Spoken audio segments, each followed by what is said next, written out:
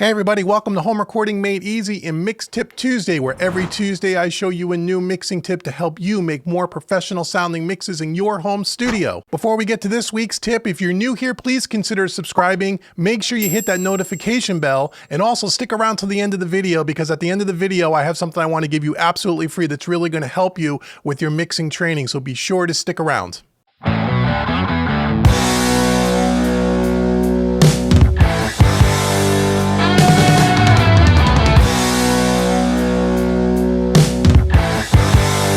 Okay, everybody, welcome to this week's Mix Tips Tuesday, and this week's tip is going to be all about the static mix and the vision of the song. You may say, what does that mean? So after we've gain staged and after we've kind of set up our session like you saw in the prior episodes of Mix Tip Tuesday, the next step for me is to listen to the song really from top to bottom with no plugins on before we've decided about plugins. And I want to do what is known as a static mix, meaning I want to kind of just pull up the faders by groupings of instruments, kind of get things kind of balanced, maybe make some preliminary panning decisions on certain instruments, and just try to see what the song kind of sounds like and what we're kind of dealing with. And more importantly, what do I want this song to sound like? What sonically do I want this song to sound like? And I'll talk you through this as I go through this process. Now, if you're working with a client's mix, you'll do some collaboration with the client, right? On what is their vision of the song? How should it sound? In other words, is it a song where the drums should be really punchy? Is it a song where maybe the guitars should be really heavy? Is it the type of track where maybe the vocal is the featured instrument? And you start to think about these things. What are the feature instruments in this song? Sonically, what do you want this song to sound like? And you have some kind of ideas. Now, it doesn't have to be a long list of things, but maybe just 2 or 3 things at the very beginning stages as you're kind of balancing the faders to kind of get you going in the right direction. And you can either take notes on an iPad, or you could take them in your phone, or you could get out the old trusty pad and pen, and I always do this. We'll sit down and just take little notes. Or if you have a DAW like in Studio One here, where you have channel notes underneath each one of the faders, you could type in little notes if there's something specific about a certain track that you want to deal with throughout the mix. This does 2 things. One, it gets you a little bit familiar with the song before we dive into all the technicalities of EQs and compressors and tape machines and all the fancy plugins that we're going to use in future episodes. And it kind of get you going in the right direction, things that you want to think about so you don't forget about it through the course of the mix. So having a vision for what the mix ought to sound like in the end is super important. Doing a static mix is super important. So let me show you what we have here. So we have a song here by the band Fat Hat. The name of the song is Locked Together. It's kind of an R&B pop tune, great tune. We have down here in brown all of our drums. We have a percussion section, everything from bongos to claps. We have bass, we have some guitars, we have a Wurlitzer, a B3. We have a whole section of horns here, trumpets and saxophones and trombones, and then we have some vocals. So we have a wide variety of things here. Everything is being routed to an appropriate busing system, okay, down here in black, which we'll talk about in a future episode, and we have no plugins on this system. So you could do this one of 2 ways. You could throw everything up at 0, all the faders, and you can just start balancing them, or you can do something where maybe you do it by groupings of instruments if you want. So for example, we can take all of these tracks, highlight all the tracks. I could turn down all the faders, and let's just start playing this back, and we'll start with our drums. So here is kind of what we're going to do. So let's just start by playing the song back, and we'll just start bringing up some of the drum tracks. And we'll just try to get a bit of a balance here.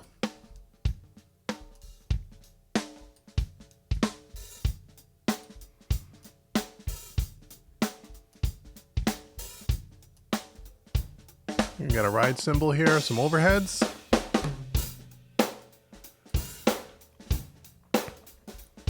Okay, so now I got two tom tracks here, so I might do a little bit of panning here on the toms. Again, just a preliminary kind of a thing. I'll turn these up a little bit louder than normal just so you guys can hear it better on the bus. Okay, great, we have our drums.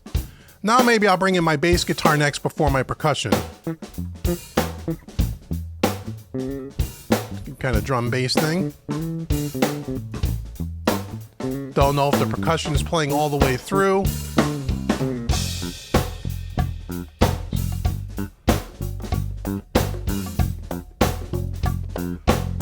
Our percussion tracks here.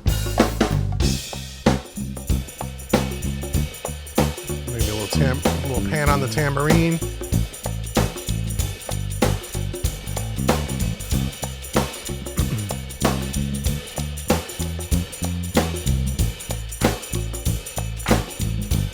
Claps.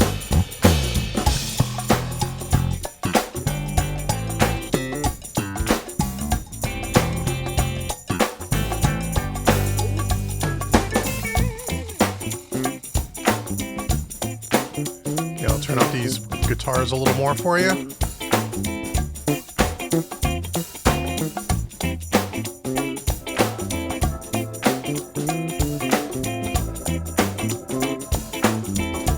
Okay, so what I'm instantly kind of thinking and talking about vision, I have to talk you through it because you can't read my mind, is okay, we automatically know we're only about halfway through the tracks, just throwing up the faders. We know we have kind of a bouncy, kind of an R&B kind of a tune that this thing is going to get you moving on the dance floor, right? So I'm thinking this kind of music, I'm going to want a bass guitar that's pretty strong in the mix because he's got a lot of cool lines here.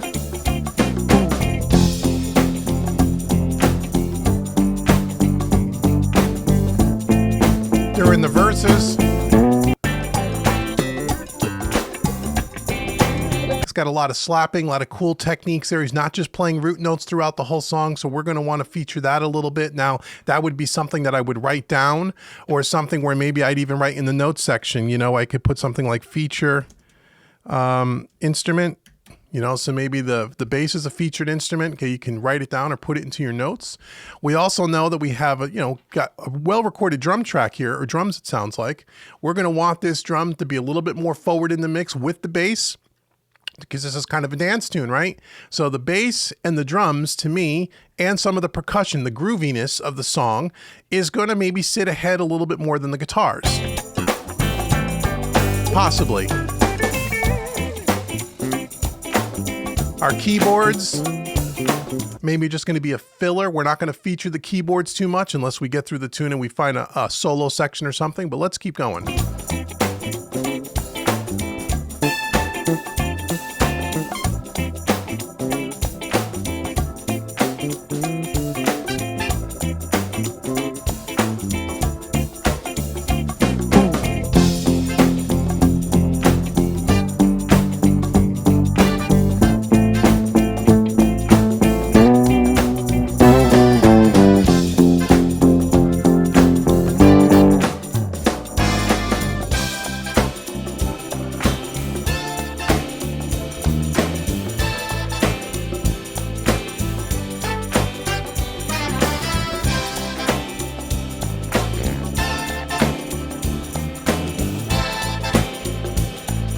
Okay, so now we're starting to get a balance here. Again, things don't sound, amazing. There's no plugins, there's no processing, but when the tracks are really well recorded, like in this in particular case, they start sounding good right on their own. And that's the key to a good mix too. A key to a good mix is having great, well-recorded tracks at the source. And and I know just by listening to this mix will turn out really, really great because we're already starting with really good tracks. But now we got the track kind of bouncing a little.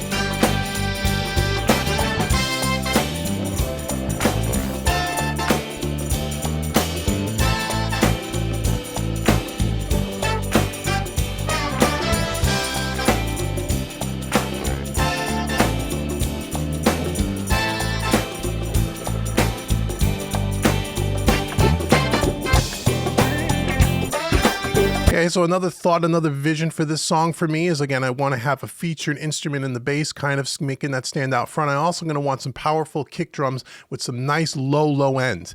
Some nice sub low end on this kick drum, I think, because that's going to help keep the track moving. It's going to get you bouncing. So that's another thing that I might write down here. Now, we haven't even gotten to vocals yet.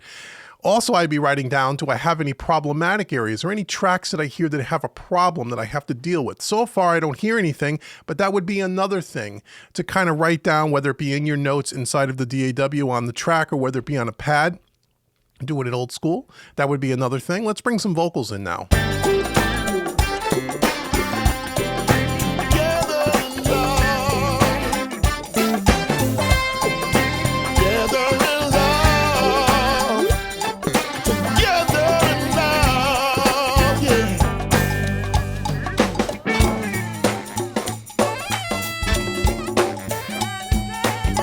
Back to the verse here.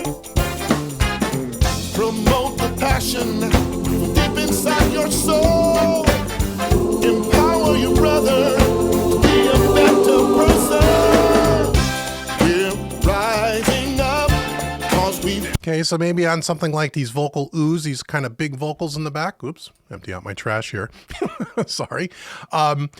Maybe I want to have, maybe I want to put a real nice spacious reverb on that. So I might say something like, big reverb on this track. Again, just as a way to kind of remind me. Had enough of the hate that divides us. We're standing up, not hold each other up. Arms locked together in love. We're waking up and hanging tough. Don't let the hate get inside us. Not breaking up, march together as one. Can't say it enough. Arms locked together in love.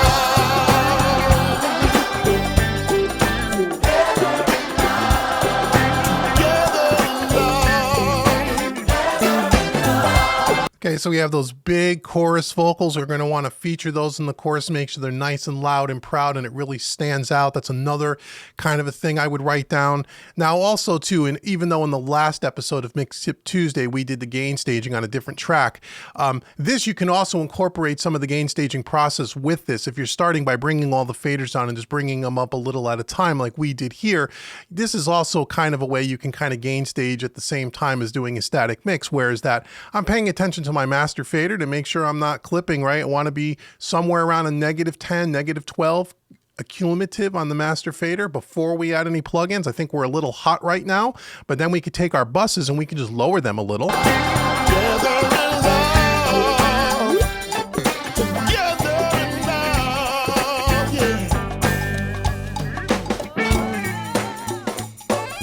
Around a -8 dB at its peak, which is okay. I want to leave it a little hot for this video so it's not too quiet for you, but you get the idea. So now once I've gone through and I've done a static mix, I got everything kind of sounding good. I've written down maybe 2, 3, or 4 ideas of things I want to highlight in the mix or things I don't want to forget.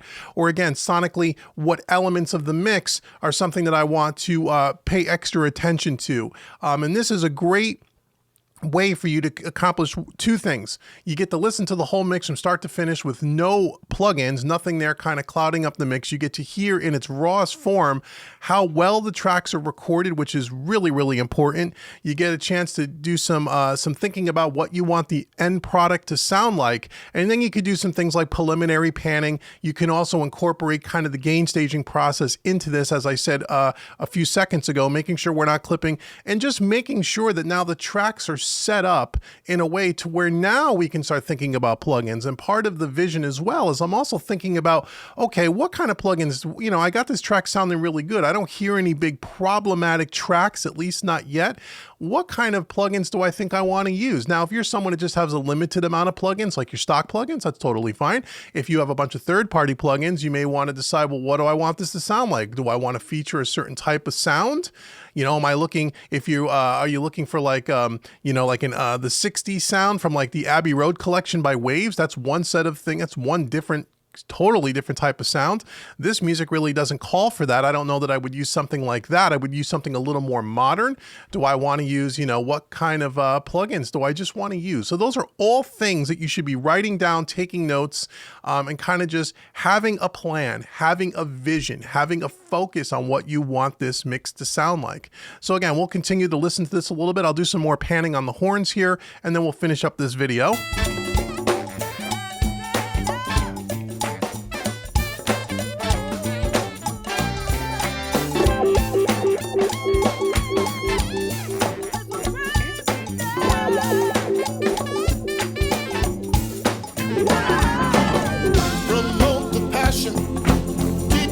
Your soul, empower your brother to be a better person. We're rising up.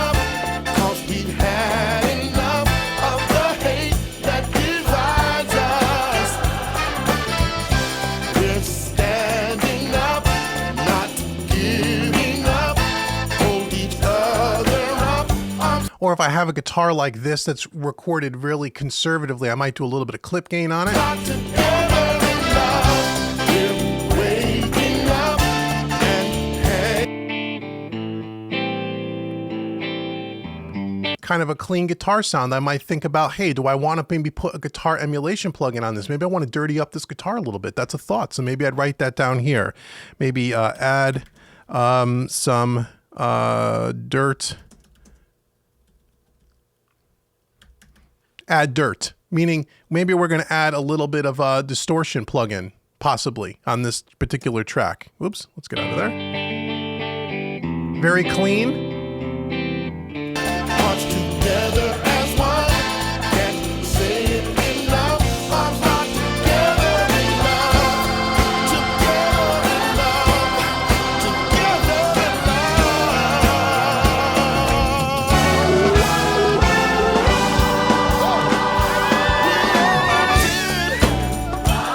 'Cause we had enough.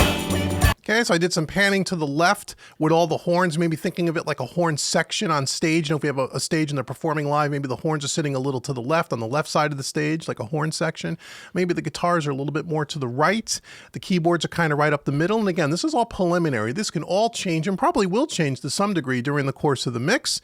But this just gives me a basic idea of what I want to do, what kind of plugins do I want to use, are there any problematic tracks or things that I want to highlight in the mix, and just writing myself some little notes before we start using plugins. So it is a simple process, but it is something that is very overlooked. I see by a lot of beginners, the very first thing they do when they get the audio in there is they just start throwing plugins on, and they don't take the time to step back, do the gain staging, do the static mix, think about the track and what you want it to sound like. And I think if you do that, you'll find that you'll end up at the end of the mix in a much better place. It'll be a lot more consistent, and your mixes from project to project will also start to sound more consistent, and it'll start to hone in kind of a signature sound for you as a mixer, because every one of us mixers has a different sound to our mixes. You can mix the same song as me, and we have two totally different sounding mixes.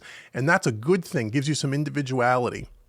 So I hope you enjoyed this episode. Thank you for joining me for Mix Tip Tuesday. Now, again, I said I wanted to give you a free gift. I wanted to help you out. Thank you for watching this entire video. If you look in the description box below, I want to give you a coupon code. The coupon code is YouTube25. You go out to homerecordingmadeeasy.com. You can take 25% off any one of my mixing training courses or my recording training courses, any of the the Made Easy series or the live mixing series. So if you're into mixing, I have an enormous amount of training over there at homerecordingmadeeasy.com, and you can take 25% off using the coupon code YouTube25. Also, make sure you leave comments below and let me know about some of your mixing tips and what do you feel are things that have helped you with your mixing tips. Or if you have any other additional questions, please leave comments below. I'd be glad to help in any way I can.